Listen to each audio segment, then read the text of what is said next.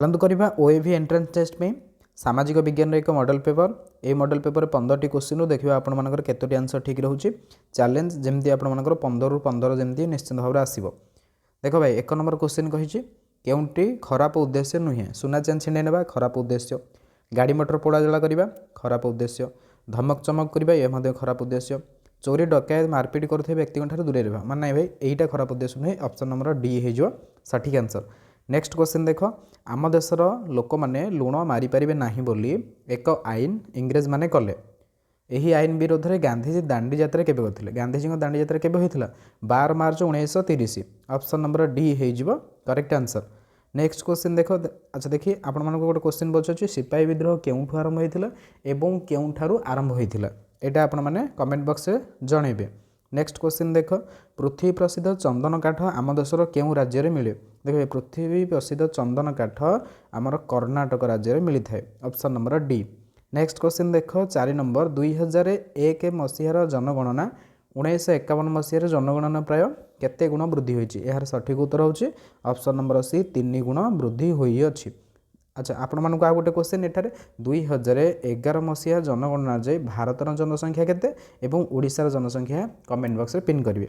Next question देख 5 number question निम्नस्त मध्य केउंटी चिरस्रोता नदी आपण मन काहू कहा जाय ना जेउ नदीर जल केबे हेले सुखे नाही ताहाकू चिरस्रोता नदी बोली कहा जाय ताहले यार सठिक उत्तर कौन हम केउंटी चिरस्रोता ऑप्शन नंबर डी गंगा नदी। नेक्स्ट क्वेश्चन देख महात्मा गांधी स्मारकी केउठारे देखा मिले देख भाई महात्मा गांधी स्मारकी हूँ आमर दक्षिण भारतर कन्याकुमारी ठारे आमको देखा मिली थाए सेहीपरि एलिफेंट आइलैंड कौट देखा मिली थाए बोट हाउस कौट देखा मिली थाए स्नेक पार्क आमर केउठा देखा मिली थाए चामुंडेश्वरी मंदिर केउठा देखा मिली थाए ए क्वेश्चन गोटे उत्तर आपण मैंने दिंतु। नेक्स्ट क्वेश्चन देख 7 नंबर क्वेश्चन एमानक मध्यरु किए प्रत्यक्ष भाव निर्वाचित होई नथांती देखे प्रत्यक्ष भाव निर्वाचित अर्थात जो व्यक्ति माने आम लोक मान द्वारा सीधा सड़क भाव निर्वाचित होती बा लोक मैंने से सीधा सड़क भाव भोट दे जययुक्त करते कहुए प्रत्यक्ष निर्वाचन प्रणाली ठीक अच्छे। तेबे एथिमध्यरु किए प्रत्यक्ष भाव निर्वाचित होई नथांती राष्ट्रपति प्रत्यक्ष भाव निर्वाचित होई नथांती किंतु ये 3 जन रहिले प्रधानमंत्री मुख्यमंत्री कैबिनेट मंत्री ये 3 जन आमे लोक माने एमानकु निर्वाचित करि थाउ निर्वाचन बेले हैला ताहले ऑप्शन नंबर ए हे जबे हरा सठिक आंसर। नेक्स्ट क्वेश्चन देखो संसदर स्थायी सभार सभापतित्व किए करती संसदर स्थायी सभा कहले क्या बुझाए लोकसभा ना राज्यसभा राज्यसभा को कह जाए स्थायी सभा ताहले स्थायी सभार सभापति किए करथांती मन रखियो हमर उपराष्ट्रपति करिथांती ताहले देखो ऑप्शन नंबर डी होची करेक्ट आंसर। नेक्स्ट क्वेश्चन देखो विज्ञान जुगरे केउं जोगाजोग माध्यम आम अल्प समय देश विदेशर खबर जानीपारू यार सठिक उत्तर कौन हम मोबाइल और इंटरनेट साहाय्य। नेक्स्ट क्वेश्चन देखिबा यही संकेतटी क्या दर्शाए देखो ये जो अच्छी यहाँ क्या दर्शाए सीधा जावाक मना ऑप्शन नंबर ए हो करेक्ट आंसर आपर ये सिंबल रू पड़ो मन रखी देते ठीक अच्छे।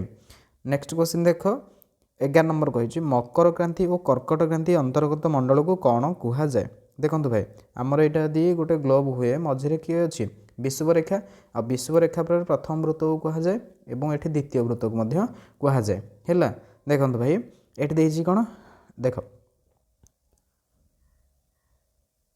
देख ए वृत्तटा को कह जाए कौन मकर क्रांति सॉरी कर्कट क्रांति एवं ए तल जो वृत्तटा अच्छी कौन कह जाए ना हूँ कर्कट क्रांति बोली कह जाए ताहले ना भूल कहली देखो ये जो उपरटा कह जाए कर्कट क्रांति ए तलटा कह जाए हूँ मकर क्रांति ताने यही मध्यवर्ती अंचल को कौन कह जाए हूँ ग्रीष्म मंडल बोली कह जाए ताहले ऑप्शन नंबर सी हो there correct answer.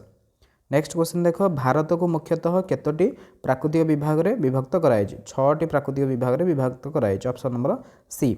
Next question देख ए देछि कावेरी नदी अरब सागर पड़ी अच्छी बी रे अच्छी नर्मदा ताप्ती बंगोपसागर पड़ी अच्छी ताहले ए दुईटी को देखिए आम ऑप्शन देखिए उत्तर दबा ए ठीक और बी भूल ए भूल और बी ठीक उभय ए और बी ठीक ना उभय ए और बी भूल देख कावेरी नदी अरब सागर पड़ी ना से जाई कौटी पड़ी बंगोपसागर पड़ी और नर्मदा और ताप्ती जाई कौटी पड़ी अरब सागर पड़ी ताने ऑप्शन ए और बी उभय भूल ताहले ऑप्शन नंबर डी हो यार सठिक आंसर।